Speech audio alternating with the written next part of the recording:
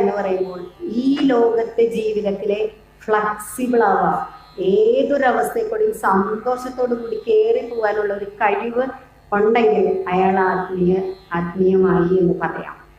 കാരണം ആത്മീയത എന്ന് പറഞ്ഞാൽ എനിക്കത് പറ്റില്ല, എനിക്കിത് ഉൾക്കൊള്ളാൻ പറ്റില്ല എന്നല്ല, സർവ്വതിനും ഉൾക്കൊള്ളാൻ പറ്റുന്ന ആ മനസ്സിനെ നേടുന്ന ഒരാളാണ് ആത്മീയതയിലേക്ക് എത്തി എന്ന് പറയാൻ പറ്റുള്ളൂ, അല്ലേ?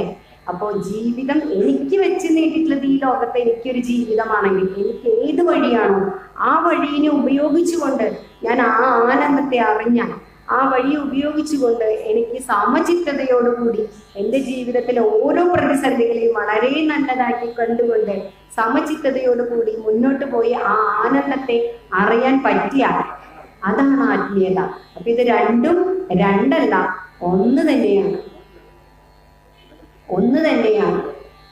അതാ പറഞ്ഞത്, ആത്മീയതയ്ക്ക് വേണ്ടി ഞാൻ മാറി ജീവിതം ഒക്കെ ഇവിടെ ഇട്ടിട്ട് എവിടേക്കും ഓടണ്ട. ഈ ജീവിതത്തിൽ ഇരുന്നു കൊണ്ട് തന്നെ എനിക്കത് നേടാം.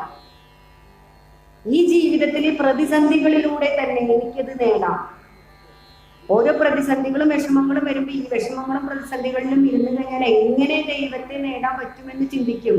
ഇല്ല, ആ വിഷമങ്ങളും പ്രതിസന്ധികളുമാണ് എന്നെ ഈശ്വരനിലേക്ക് കൊണ്ടുപോകണ വഴി എന്ന് തിരിച്ചറിഞ്ഞാൽ മതി. അതില്ലെങ്കിൽ എനിക്ക് ഈശ്വരനെ അറിയാൻ പറ്റില്ല.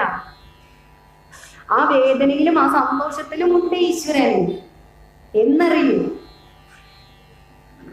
അങ്ങനെ അറിഞ്ഞ് മുന്നോട്ട് പോകുമ്പോ ഈ ആത്മീയതയും ഭൗതികതയും ഒക്കെ ഒന്നാണെന്ന് തിരിച്ചറിയും.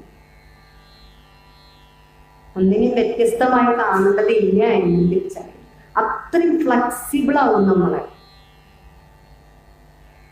ഏതവസ്ഥയിലേക്ക് താഴാനും എത്ര എളിമയിലേക്ക് വരാനും എത്ര ഉന്നതമായി ചിന്തിക്കാനും ഏതൊരവസ്ഥകളിലും ചിരിച്ചുകൊണ്ട് ആ സ്റ്റേബിൾ മൈൻഡ്, അതായത് ആ ഒരു ബാലൻസ്ഡ് മൈൻഡിൽ നമുക്ക് നീക്കാൻ കഴിയും.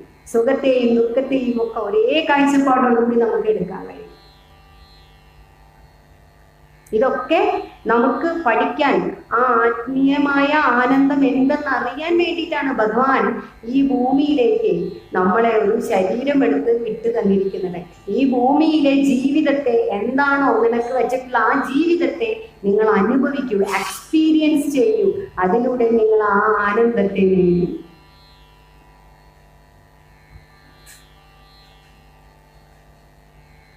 അതിനാണ് നമ്മളിവിടെ വന്നിരിക്കുന്നത്.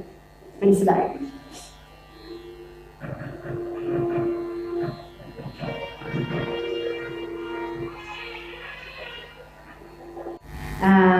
എല്ലാവർക്കും നല്ലത് വരട്ടെ.